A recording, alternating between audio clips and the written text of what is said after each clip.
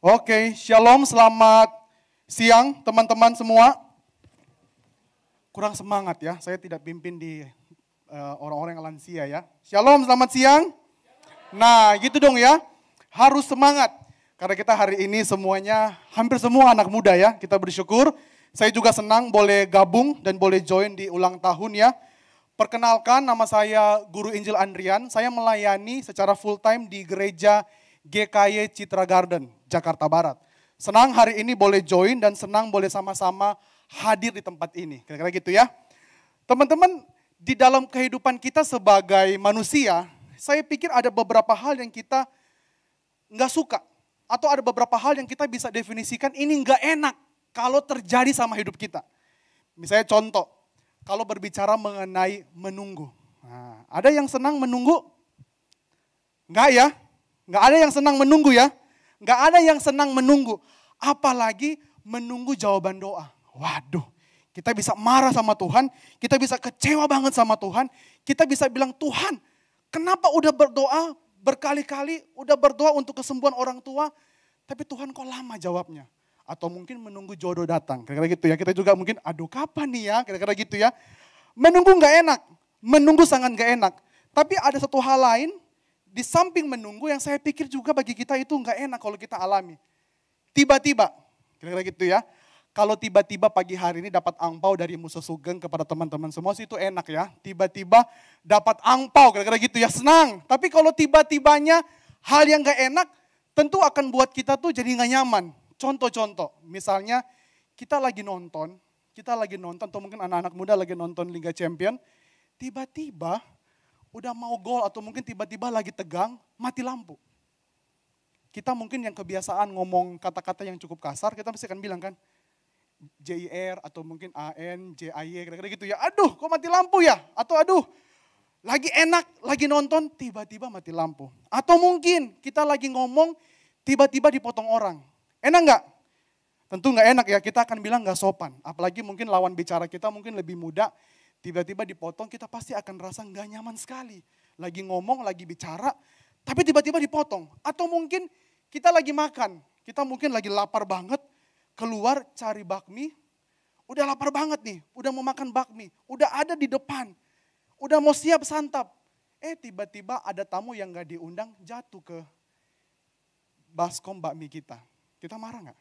Misalnya yang jatuh cicak atau mungkin laler atau mungkin nyamuk dan kawan-kawan dia atau mungkin besti-besti dia atau mungkin jatuh hal-hal yang gak enak lah ya, kira-kira kita pasti marah karena udah lapar tiba-tiba ada yang datang atau mungkin kejadian-kejadian yang datang tiba-tiba yang bisa menambah rasa takut kita, misalnya corona. Ada yang pernah bisa prediksi corona datang? Saya pikir enggak ya, corona itu datang tiba-tiba. Ada banyak jemaat di tempat kami yang ketika tiba-tiba ada corona itu datang, banyak yang gajinya dipotong, banyak yang harus berhenti bekerja. Bahkan ada 2 anak pemuda yang tiba-tiba harus kehilangan orang tua di masa pandemi. Kalau kita jadi mereka sedih banget nggak? Sedih ya. Hal yang nggak prediksi bukan datang bawa angpau atau mungkin bukan datang bawa hal yang mengenakan, tapi datang bawa bencana, bawa hal yang nggak enak. Tapi mari di siang hari ini, di hari ulang tahun, mari coba kita menemukan sesuatu yang spesial. Sekalipun kadang-kadang tiba-tiba itu nggak enak. Kita mau menemukan sesuatu yang spesial, yang tak terlukiskan, yang tak terbayangkan, yang ajaib, yang boleh jadi hadiah untuk kita hari ini di ulang tahun PTS. Amin.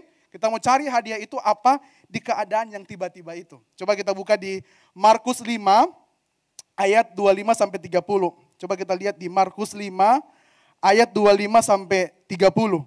Kira-kira gitu ya. Markus 5 ayat 25 sampai 30. Kita baca ayat 25, 26 sampai 28 aja.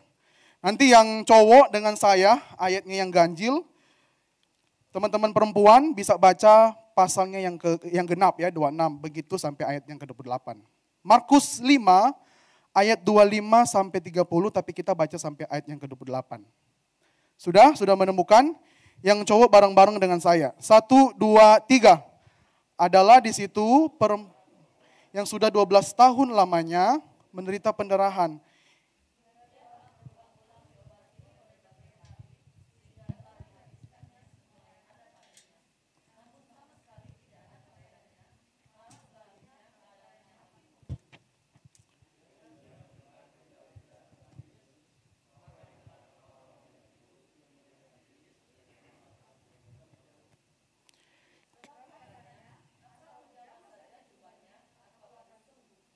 Ya, oke, sampai di ayat 28 ya. Teman-teman, kita kalau lihat perikop atau teks yang kita baca tadi, ketika kitab Injil sama-sama menunjukkan bahwa ada perempuan yang sakitnya itu sudah 12 tahun. Sudah 12 tahun dia mengalami sakit, bahkan dibilang di Alkitab kekayaannya itu habis karena dia ingin mencari kesembuhan. Jadi dia udah mengupayakan segala hal, kondisi dia, apapun dia sudah coba lakukan supaya penyakit dia, pendarahan dia itu boleh sembuh. Tapi firman Tuhan menulis nggak sembuh, udah habis, kondisi dia makin parah. Nggak sembuh, udah habis, kondisi dia makin parah. Tetapi kalau kita melihat kondisi perempuan yang pendarahan 12 tahun ini, masalahnya bukan cuma terletak di kondisi kesehatan dia. Dia sakit, sudah bertahun-tahun lamanya, kekayaan habis karena harus berobat dan nggak ada hasil. Tapi lebih daripada itu, perempuan ini menghadapi masalah atau satu hal yang tiba-tiba saya pikir ya, karena dia sakit, karena orang nggak akan mungkin bisa prepare kalau dia sakit, atau orang pasti nggak mau dia sakit, kadang-kala datang tiba-tiba. Selain itu, apa yang dialami oleh perempuan ini? Banyak hal. Tetapi sebelum sampai ke sana, saya rindu kita untuk melihat satu hal. Di zaman orang Yahudi atau di masa di zaman itu ya, konteks di saat itu, ada beberapa hal yang bagi orang Yahudi, kalau kita kena ini, itu berarti kita kena kutukan. Atau mereka bisa cap, kalau kamu mengalami masalah ini, kamu itu karena kutukan. Contoh, misalnya orang yang gak punya anak, itu ya. Orang yang gak punya anak bisa dicap kena kutukan.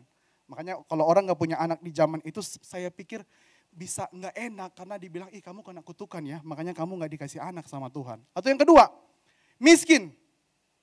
Atau yang ketiga, sakit. Sakit juga bisa dikondisikan orang yang kena kutukan. Misalnya sakit kusta atau mungkin juga sakit pendarahan ini. Bayangin coba teman-teman, perempuan ini mengalami masalah yang demikian. Kondisi kesehatan menurun, kondisi ekonomi menurun, bahkan lebih daripada itu perempuan ini membawa satu stigma atau satu cap bahwa dia itu kena kutukan. Karena sakit dia yang sudah demikian lama dan parah. Kalau kita hari ini mengalami kondisi yang demikian, sama seperti si perempuan itu mungkin di sakit yang lain dan orang bilang kena kutukan, pasti kita langsung down. Iya gak sih? Mungkin tiba-tiba orang besuk kita, waktu kita sakit dibilang, ih kamu sih sakit karena berdosa, karena kena kutukan. Kita pasti akan makin down. Apalagi di zaman itu ada satu budaya yang memang kalau orang-orang kena ini pasti akan dinilai kena kutukan. Kira-kira demikian. Jadi kita bisa bayangkan ya, kita bisa bayangkan perempuan ini menerima stigma atau cap dari banyak orang kalau sakit dia itu karena kutukan atau kena kutukan. Waduh, jadi makin parah ya. Sakit, kondisi ekonomi habis, kesehatan menurun, di stigma atau kena cap, kena kutukan. Tapi lebih daripada itu, teman-teman kalau kita baca Alkitab ya, kita lihat di Perjanjian Lama, penyakit perempuan ini itu dikategorikan sebagai penyakit yang akan membawa kenajisan. Kalau kita lihat di Imamat pasal ke-15, kita akan tahu, nanti teman-teman bisa pulang rumah baca bagian ini. Ada banyak aturan terhadap orang-orang, terhadap perempuan ya, yang menderita pendarahan. Jadi harus begini, harus begitu, kalau lelehannya keluar harus begini, ribet sekali. Kalau orang yang kena, kalau lelehan dia jatuh kena di kain banyak hal, banyak ritual yang harus dilakukan karena penyakit ini. Dan penyakit ini dikategorikan sebagai penyakit yang membawa kenajisan. Dan teman-teman perlu ketahui, di zaman itu orang-orang Yahudi ya, atau tokoh-tokoh agama meyakini najis itu bisa tertular lewat udara. Jadi sekalipun saya berdiri di depan teman-teman di sana, mereka akan yakin bahwa sekalipun saya di sini, teman-teman di sana, sakit saya, misalnya contoh saya kena kusta ya, bisa membawa kenajisan kepada teman-teman. Karena mungkin ada udara, seperti corona kali ya, kira-kira gitu ya. Ada udara yang membawa hawa saya untuk pergi kepada teman-teman. Jadi betapa rumitnya perempuan ini. Betapa rumitnya kondisi dia, betapa parahnya apa yang dia alami. Ditambah lagi, teman-teman bayangin ya kalau jadi perempuan ini ya, semuanya udah habis. Dan terakhir, teman-teman di budaya Tuhan Yesus, di budaya di masanya Tuhan Yesus di Perjanjian Baru, orang itu hidup sangat bergantung kepada kelompok. Jadi siapa kita, bagaimana kita, apa kita, itu sangat bergantung kepada kelompok dan komunitas di mana kita bergabung. Makanya banyak orang ingin berlomba-lomba jadi orang Farisi. Atau kalau jadi kelompok Farisi, kelompok ahli Taurat, atau kelompok-kelompok yang terkenal di masa perjanjian baru. Itu hal yang presisius. Wah, keren sekali. Orang mana? Orang Farisi. Bukan orang mana? Orang Jaksel. Bukan ya. Orang mana? Orang Farisi. Waduh, bangga sekali ya, kira-kira gitu. Dan siapa kita, itu sangat ditentukan oleh kelompok dan komunitas di mana kita bergabung. Dan perempuan ini sudah pasti tidak bisa bergabung di dalam komunitas karena dia sakit. Dan sakit dia membawa kenajisan. Dan kenajisan bagi orang Yahudi bisa tertular lewat udara. Jadi bayangkan perempuan ini selama 12 tahun, dia pasti isolasi mandiri. Lebih parah dari kita. Ya kan? Kalau kita cuma berapa tahun? Ya kita nggak lama kali ya, kalau kita juga kena corona paling 2 minggu ya, atau mungkin ya tergantung kita punya case ya, sakit apa coronanya yang bagaimana ya. Kadang-kadang kan cuma 3 hari, 5 hari sembuh ya. Jadi 12 tahun loh, 12 tahun dia hidup, dia berada, dia diisolasi mandiri di rumah dia. Bayangkan. Bahkan teman-teman tahu, di masanya itu orang-orang yang sakit begini, perempuan yang pendarahan, kenajisan, itu dilarang datang ke bait Allah. Karena nggak suci, akan membawa kenajisan. Jadi secara spiritual juga, pasti dia sangat tertinggal. Dia nggak bisa ke bait Allah, termasuk perempuan ini juga orang berdosa. Dia nggak bisa ke bait Allah, betul-betul kondisi dia lagi menggambarkan kondisi orang yang sudah sekarat. Uang habis, zaman itu kan tentu belum ada asuransi ya, kira-kira gitu ya. Uang udah habis, kondisi makin parah, sosial orang jauhin dia. Dia harus isolasi, dia nggak bisa gabung ke kelompok atau komunitas. Ditambah lagi, dia perempuan. Kita tahu ya, perempuan di zaman itu, orang kelas nomor 2 ya. Orang akan lebih hormat tuh sama laki-laki. Makanya kalau perempuan tiba-tiba jadi janda, itu harus kembali ke keluarga dia. Supaya untuk melindungi secara banyak hal. Ditambah lagi dia perempuan. Maka teman-teman, sesuatu yang tiba-tiba datang kepada perempuan ini, dia sakit. Dan dia mengalami banyak sekali keterhilangan. Banyak sekali keterhilangan. Coba hari ini teman-teman menempatkan diri seperti perempuan itu. Pasti kita sedih banget. Kita mau keluar rumah, orang pasti udah siap-siap akan marah sama kita. Ingat loh ya kamu perempuan, gila loh ya kalau kamu keluar rumah, kamu bisa buat kita kena najis loh karena kamu. Dan kalau kita kena najis, peraturannya banyak sekali. Kira-kira begitu ya. Jadi betul-betul tuh dia dikekang. Dia nggak ada komunitas, dia susah, dia sedih, dan banyak hal. Itu yang dialami oleh perempuan ini. Tapi teman-teman tiba-tiba kalau kita lihat di Alkitab, coba kita buka lagi di Alkitab. Kalau kita lihat di Alkitab, di Markus yang tadi kita baca, kita lihat ya perempuan itu tahu. Perempuan itu tahu kalau ada Tuhan Yesus, kira-kira gitu ya. Dan dia tahu pasti bisa sembuh. Dan dia punya iman sebab katanya asal ku jamah saja jubahnya akan sembuh. Dan di ayat sebelumnya di 27 dibilang, dia sudah mendengar berita tentang Yesus, berarti dia sudah tahu siapa Tuhan dan apa yang Tuhan sering lakukan. Dan dia tahu mujizat demi mujizat yang kerap kali dilakukan oleh Tuhan Yesus. Tetapi problemnya adalah sakitnya itu membawa kenajisan. Maka akan sangat berbahaya bagi dia kalau dia keluar rumah. Ya enggak sih? Kalau kita mungkin dulu di zaman corona masih menakutkan, ada nggak berani kita ketemu sama teman yang corona? Mungkin kalau ada yang berani nekat ya, nekat plus. Maksudnya kita mencobai diri untuk cepat-cepat mati, kira-kira gitu ya. Pasti nggak ada kan? Pasti nggak ada.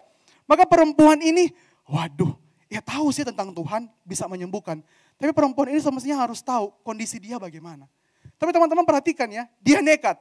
Dia nekat untuk menerobos supaya apa? Supaya dia bisa sembuh. Tetapi teman-teman jangan bayangkan kenekatan dia seperti Sakeus. Ngerti ya? Kalau Sakeus kan lagi banyak orang, lagi berkumpul, dia kan pendek ya. Mau ketemu Tuhan tuh susah. Jadi dia naik kemana? Ke pohon. Lalu dia teriak kan. Nah waktu dia teriak orang kaget. Dan orang tentu gak marah. Tapi kalau perempuan ini mau seperti Sakeus, kacau dia. Dia dengan sengaja memberikan dirinya untuk diarak oleh massa supaya cepat mati. Kira-kira gitu ya. Tentu dia nekat, dia keluar rumah untuk menjamah jubah Tuhan Yesus. Tetapi tentu dengan cara yang lebih hati-hati. Dia menerobos, dia masuk di antara mungkin kerumunan orang. Kira-kira gitu ya, dia masuk di antara kerumunan orang dan lain sebagainya. Waktu ketika dia masuk di antara kerumunan orang, dia menjama jubah Tuhan Yesus. Apa yang terjadi? Sama seperti yang dia yakini, dia sembuh. Apa yang terjadi ketika dia menjama jubah Tuhan Yesus? Yang terjadi adalah dia sembuh. Sampai di sini teman-teman, berarti apa yang dia lukiskan di otak dia, apa yang dia bayangkan di otak dia terjadi nggak? Terjadi kan? Kan dia kan sakit dan dia bilang, asalku jama jubah Tuhan Yesus, aku pasti sembuh.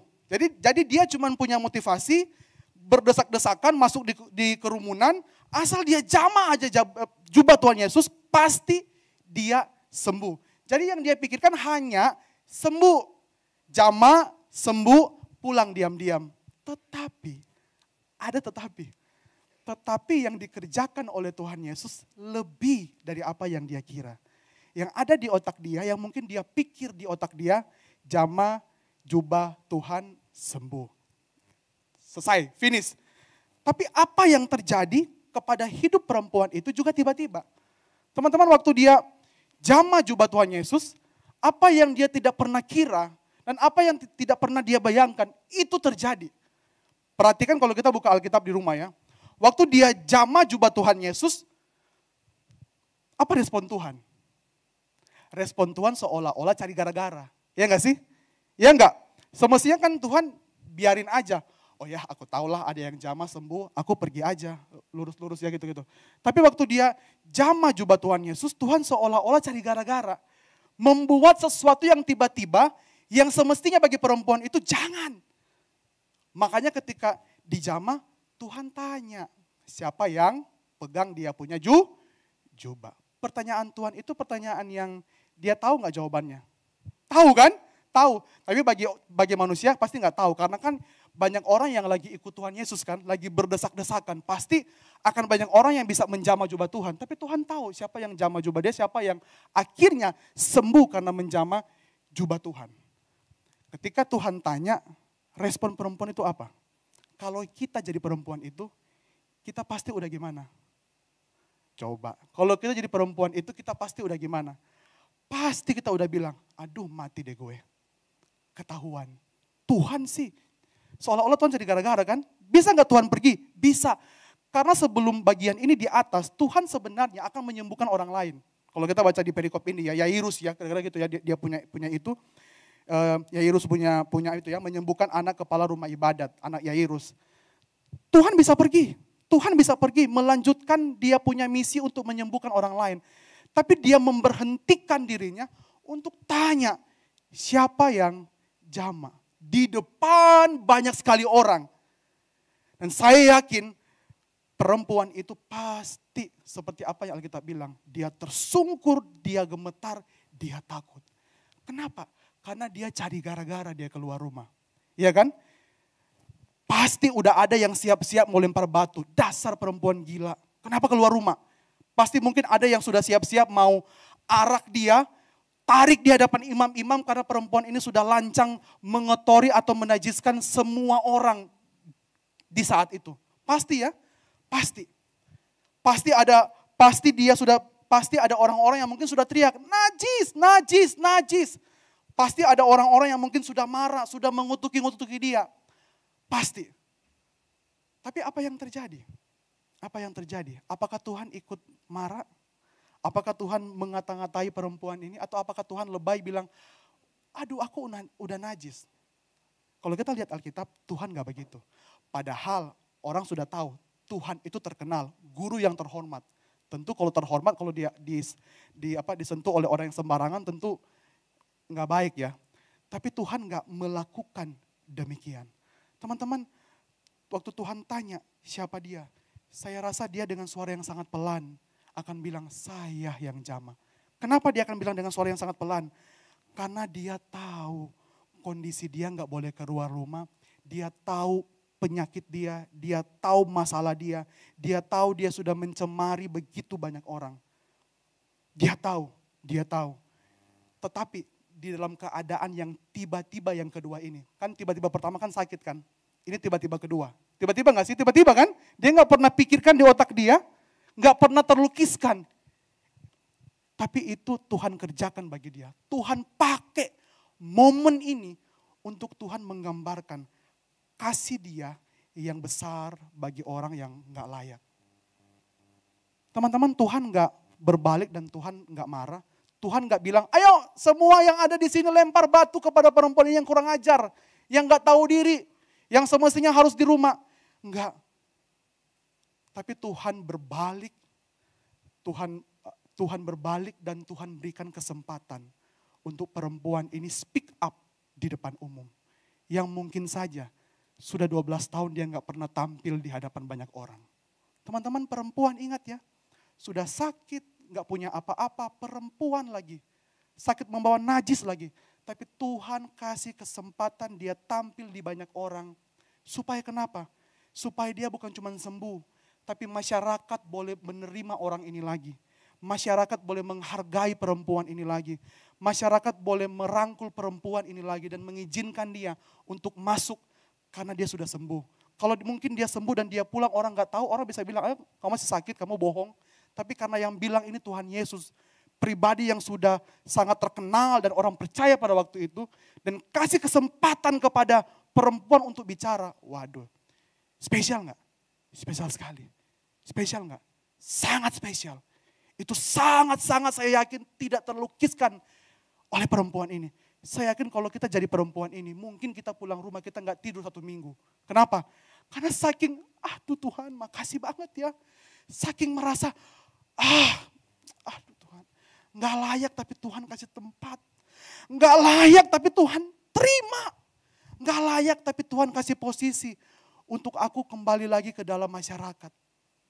Dan tentu apa yang selama ini membelenggu dia, membuat dia merdeka karena dia sembuh. Dia boleh kembali lagi kerja, boleh kembali lagi ke bait Allah, boleh kembali lagi melakukan berbagai macam aktivitas. Tapi selain daripada itu, teman-teman kalau lihat perempuan ini, motivasi perempuan ini untuk datang ke Tuhan sebenarnya egois. Cuman mau datang agar kepentingan dia sembuh. Tetapi di dalam motivasi yang salah itu, Tuhan Yesus tetap menerima. Bahkan mau mengasihi perempuan ini, itu karena dia Allah yang kasih setianya. Sangat besar, ineffable, tidak terlukiskan kepada kondisi manusia berdosa. Ada amin gak buat kita? Amin ya. Ini loh Tuhan kerjakan buat kita. Kita hanya pikir satu, tapi Tuhan kerjakan banyak hal buat kita. Makanya ada pujian bilang kan, apa yang tak pernah dilihat mata, yang tak pernah didengar telinga, itu yang Tuhan sediakan buat kita. Perempuan ini cuma pikir sembuh, egois. Tapi Tuhan kerjakan banyak hal untuk perempuan ini. Sebenarnya Tuhan bisa pergi menyembuhkan orang yang lebih terkenal, anak kepala rumah ibadat. Bisa aja Tuhan biarkan, gak sembuhkan. Tuhan bilang, perempuan gak jelas, hempaskan. Tapi Tuhan memberhentikan dirinya untuk melihat perempuan yang sangat-sangat tidak layak. Dan Tuhan kasih waktunya untuk boleh merangkul perempuan ini. Untuk mengasihi perempuan ini. Begitu juga mengasihi kita hari ini. Maka ini yang tema kita hari ini angkat. Tidak terlukiskan. Yang Tuhan kerjakan bagi orang-orang yang membutuhkan kasih Tuhan. Bagi kita hari ini yang hadir di ulang tahun kita hari ini. Teman-teman, bukankah itu juga yang Tuhan kerjakan buat kita hari ini? Teman-teman, kalau melihat kondisi perempuan ini, sebenarnya sama dengan kondisi kita. Kita yang lupa sama Tuhan, kita yang kadangkala egois. Kita mungkin yang hari ini ada orang Kristen, egois, melupakan Tuhan. Hanya mau kepentingan kita aja yang Tuhan cepat-cepat selesaikan. Kalau doa aku selesai, sudah lupain Tuhan. Yang penting apa yang aku mau goal. Atau mungkin kita yang hari ini datang dalam kondisi yang berdosa. Kondisi yang merasa, wah Tuhan aku udah gak ada apa-apanya nih. Aku banyak salah. Aku banyak sekali kecanduan. Aku banyak sekali hal-hal yang gak baik, yang gak layak. Yang selama ini aku simpan. Di dalam semua hal yang kita alami, coba kita lihat kondisi ini. Tuhan tetap menyediakan dirinya untuk boleh mengasihi setiap kita melampaui keadaan kita yang paling rusak sekalipun. Karena Tuhan sayang sama kita. Teman-teman, Tuhan mau kita hari ini belajar melihat kasih Dia besar. Melebihi apa yang kadangkala kita pikir. Teman-teman, dosa kita itu besar sekali. Melebihi apa yang kita tahu. Begitupun kasih Tuhan. Kasih Tuhan itu besar sekali. Melebihi apa yang bisa kita lukiskan. 1, 2, 3, 4 kata gak bisa. Karena terlalu cintanya Dia sama kita. Tapi kadang-kala apa yang kita lakukan? Kita lupa. Kita jahat. Kita hidup meninggalkan Tuhan. Sibuk kerja. Kalau udah sakit baru cari Tuhan. Kalau lagi butuh baru berdoa, baru ke ibadah. Atau mungkin kita hidupnya yang merasa, ngapain butuh Tuhan. Semua bisa, ngapain ke gereja, ngapain percaya Tuhan. Ngapain. Tapi teman-teman di tengah-tengah kondisi yang demikian, Tuhan tetap kasih kita kesempatan. Sekarang saya mau tanya pertanyaan yang simpel sekali. Teman-teman, Tuhan kita berkuasa enggak? Kok kurang yakin ya? Teman-teman, Tuhan kita berkuasa enggak? Berkuasa ya. Kalau dia berkuasa, dia mampu melakukan segala sesuatu dengan cepat. Ya kan? Karena dia punya kuasa, dia mampu menggantikan dengan yang baik.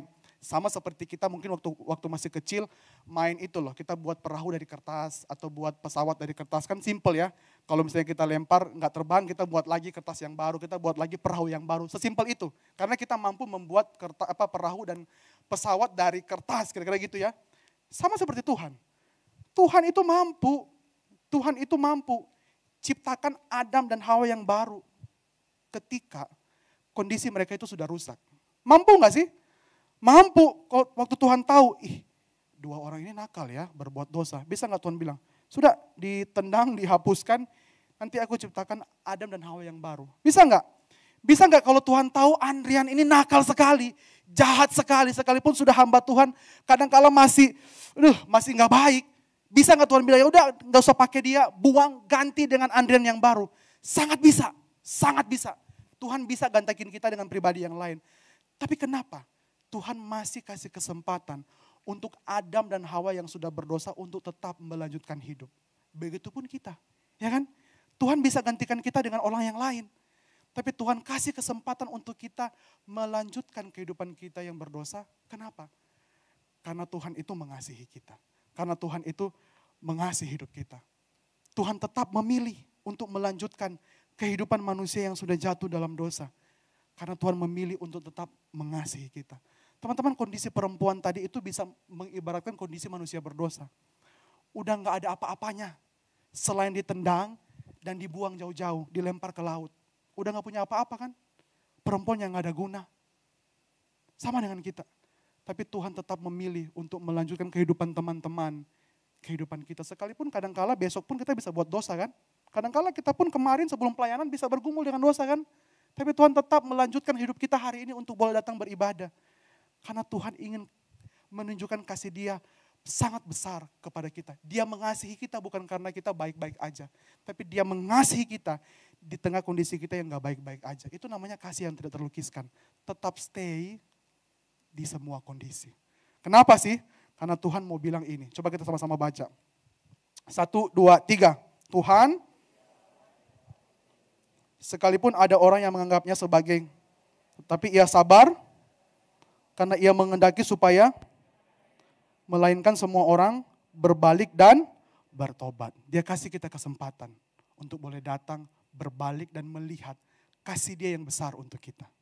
Dan itu yang hari ini Tuhan mau sampaikan untuk kita. Kalau hari ini kita sadar kita berdosa, kita tahu kita jauh, kita tahu mungkin kita pelayanan, tapi sebenarnya hidup kita gak baik-baik aja. Kita ke gereja jadi anak Tuhan, tapi malas baca Alkitab. Kita mungkin di luar sana menganggap diri, ngapain. Tapi Tuhan kasih kita kesempatan hari ini memanggil teman-teman untuk datang. Bukan cuma kebetulan, tapi boleh melihat kepada Tuhan. Dan menanggapi kasih Tuhan yang besar untuk teman-teman berbalik kepada Tuhan. Supaya kenapa? Supaya teman-teman hidupnya itu boleh diubahkan oleh Tuhan sama seperti perempuan ini. Dihargai, dihormati, diterima. Amin? Karena kenapa? Karena kadang-kala hidup kita, kalau kita gak gantungkan kepada Tuhan, pasti ke yang lain. Itu ke apa? Ke berhala-berhala. Uang, ya kan? Ketenaran, apalagi harga diri, nama yang baik, penerimaan. Kita bisa lari ke semua berhala itu. Dan berhala itu sebenarnya akan membuat kita tuh jadi mati. Makanya ada satu tokoh terkenal, tokoh Kristen ya, penulis buku yang terkenal, Tim Keller bilang begini. Semua berhala dalam hidupmu menuntut engkau berkurban sampai mati untuk mendapatkannya. Hanya Yesus yang justru mau mati demi mendapatkan saya dan teman-teman. Ya gak sih? Kadang-kadang kita sudah setengah mati cari uang kan, untuk mengejar ini itu. Buat apa? Kadang-kadang ada banyak hal yang justru kita kejar di luar Tuhan. Tanpa sadar, pada akhirnya membuat hidup kita mati. Kosong, hampa, gak ada apa-apa. Sama seperti apa yang perempuan itu lakukan. Berusaha apapun. Tapi lihat Tuhan, dia justru mau mati untuk kita. Supaya kenapa? Supaya kita boleh didapatkan oleh Tuhan. Dan hidup kita penuh di dalam Tuhan. Sukacita, damai, dan selalu ada apa? Ada kasih dengan Tuhan yang membuat kita tuh makin hari makin jatuh cinta, senang. Sekalipun banyak hal yang gak enak, tapi karena ada Tuhan jalan bareng kita. Itu poin untuk kita sampai hari ini tetap semangat. Maka teman-teman pertanyaan untuk kita, yuk mau gak kita untuk kembali ke Tuhan? Mau gak kita kembali merasakan kasih-Nya? Mau gak kita untuk boleh betul-betul hidup di dalam kasih Tuhan yang tidak terlukiskan? Teman-teman, Tuhan ingin kita boleh betul-betul ada di dalam hidupnya. Kenapa? Bareng-bareng kita baca. 1, 2, 3. Karena kita ini, dia tidak mengizinkan kita dimiliki oleh, karena dia tahu pribadi lain atau apapun itu, mendatangkan kebaikan kepada kita. Dia mau kita merasakan kasih-Nya dan dia mau kasih itu, kita itu jadi milik dia. Kenapa? Waktu kita jadi milik Tuhan, hidup kita pasti ada di dalam keadaan yang baik. Bukan baik oke terus ya, bukan baik sehat-sehat terus, enggak. Tapi baik di dalam kondisi di mana kita tetap punya damai, sukacita, sekalipun kondisi sekeliling yang enggak baik tiba-tiba datang. Teman-teman perhatikan, karena kita ini milik Tuhan, Dia Allah yang tidak mengizinkan sampai kita dimiliki oleh yang lain. Bukan Tuhan kita posesif. Bukan Tuhan kita tuh cemburuan. No. Tapi Tuhan kita tahu apa yang bisa membangun kita, apa yang bisa menghancurkan kita. Tahu ya? Dan Tuhan tahu apa yang paling bisa membuat kita tuh senang. Kenapa? Karena kita ini milik Dia sebenarnya. Tapi karena dosa, kita jadi jauh dari Dia. Tapi hari ini kita dipanggil kembali untuk melihat kasih Tuhan yang besar. Bahkan lebih daripada itu, kasih Tuhan yang besar, kalau kita lihat di Roma, itu ditunjukkan melalui apa? Dia bilang, tidak ada yang dapat memisahkan kita dari kasih Kristus. Barang-barang coba kita baca sekalipun rada panjang. 1, 2, 3. Siapakah penindasan, atau kelaparan, atau ketelanjangan, atau bahaya, atau pedang. Sebab aku yakin baik maut maupun hidup, baik malaikat-malaikat maupun pemerintah-pemerintah, baik yang ada sekarang maupun yang akan datang, atau kuasa-kuasa baik yang di atas maupun yang di bawah, atau apapun sesuatu makhluk lain, tidak akan dapat memisahkan kita dari kasih Allah yang ada dalam Kristus Yesus Tuhan kita. Ini loh, ini yang gak akan memisahkan kita dari kasih Kristus. Maka kasih Dia betul-betul membuat kita tuh, sama-sama buat kita tuh makin jatuh cinta, buat kita makin gak akan meninggalkan Dia. Teman-teman, tahun depan orang bilang katanya resesi ya. Kalau kita mungkin lihat di YouTube di mana-mana, gelap, susah, iya, kita pasti takut karena kita manusia terbatas. Tapi kalau kita yakin kita ada dengan Tuhan, apapun yang kita alami, udah ada firman Tuhan bilang, mati pun kita nggak akan pernah bisa terpisah dari kasih Kristus. Karena Dia yang menjaga, Dia yang apa juga, Dia yang memegang hidup kita. Maka teman-teman, saya mau ajak kita bukan cuman terbuai, tenggelam di dalam kasih Kristus. Tapi kalau kita udah merasakan kasih Kristus yang luar biasa, mari kita pergi untuk beritakan kasih ini kepada banyak orang. Supaya kita boleh melawat, boleh memeluk, dan juga boleh menolong begitu banyak orang yang memerlukan kasih di tengah-tengah dunia yang kadang-kala tidak aman ini. Maka kita perlu namanya apa? Penginjilan. Kita perlu memberitakan, kita perlu menyampaikan kasih Tuhan yang besar. Kadang-kala orang bilang, waduh nanti kalau orang gak bertobat gimana? Teman-teman, satu tokoh bilang begini, kita gagal dalam penginjilan, kita tidak gagal dalam penginjilan jika kita setia memberitakan Injil meskipun orang itu gak bertobat. Kita gagal justru waktu kita gak pergi memberitakan Injil. Orang mau percaya mau enggak, itu urusan Tuhan. Tapi yang penting kita sudah berupaya untuk menyampaikan, ini loh kasih Tuhan yang akan membalut kamu. Kamu mau cari apapun tidak akan pernah mengisi ruang kamu. Ini sekarang ada kasih Tuhan sebagai hal yang tidak terlukiskan yang mau merangkul kamu. Mau gak kamu terima? Kira-kira begitu ya. Dan kita boleh sampaikan bagian ini kepada orang-orang yang boleh menerima dan boleh betul-betul dikuatkan oleh kasih kita, oleh kasih dari Tuhan. Teman-teman, terakhir, saya akan ajak kita untuk melihat satu video pendek, boleh diputar. Ya.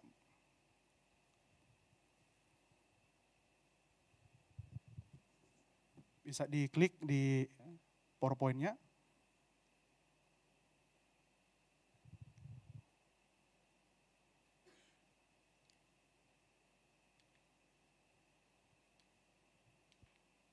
Oke, kalau nggak bisa diklik, sebenarnya saya mau putar satu video yang diambil dari film yang terkenal, Miracle in Number 7. Teman-teman ada yang nonton nggak ini kemarin? Ada ya? Ada yang nonton? Coba angkat tangan. Ada ya, beberapa ada yang nonton ya, tapi film ini kan film Korea ya. Saya nonton ini sebenarnya udah lama banget ya, tahun 2000 berapa ya, 2016 ya, waktu itu nonton di acara pemuda, nonton bareng. Film sudah lama, tapi kalau kita perhatikan di film ini, ada satu kata-kata dari bapaknya yang bilang begini, kepada orang pada waktu itu ya bilang begini, kalau kita baik sama orang, besok-besok juga orang baik sama kita. Kira-kira gitu ya. Kalau kita baik sama orang, besok-besok orang baik sama kita. Teman-teman ini konsep yang dunia ajarkan. Kita baik, baru orang baik sama kita. Tapi beda dengan pesan Injil, pesan Tuhan buat kita. Kita nggak baik, kita nggak layak, tapi Tuhan tetap baik sama kita. Dan itu yang boleh kita komunikasikan kepada banyak orang. Supaya mereka boleh merasakan ada penerimaan tanpa alasan. Dan itu yang Tuhan kerjakan buat kita. Sebenarnya nggak ada alasan Tuhan terima kita. Kita nggak baik. Tapi Tuhan mengasihi setiap kita. Dan itu sebenarnya boleh merubah konsep kita. Untuk boleh mengasihi orang. Dan setiap kabar baik, perbuatan baik yang kita lakukan, bukan menuntut orang untuk baik sama kita besok-besok hari. No. Tapi kita mau mengajarkan ini loh. Kasih kita yang tulus kepada orang lain. Sebagaimana apa yang kita terima dari Tuhan Yesus. Amin. Yuk mari kita berdoa.